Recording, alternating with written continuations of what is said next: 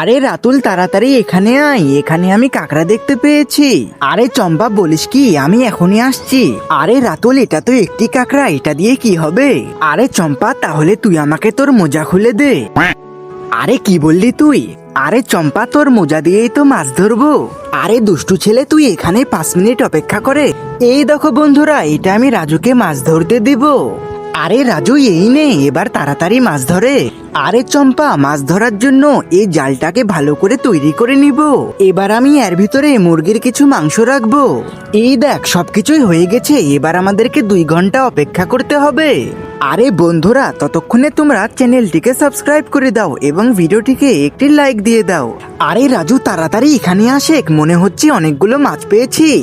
আরে চম্পা তাই তো দেখছি অনেকগুলো মাছ। আরে রাজু এখন বাসায় চলে, এগুলো না আমরা রান্না করব।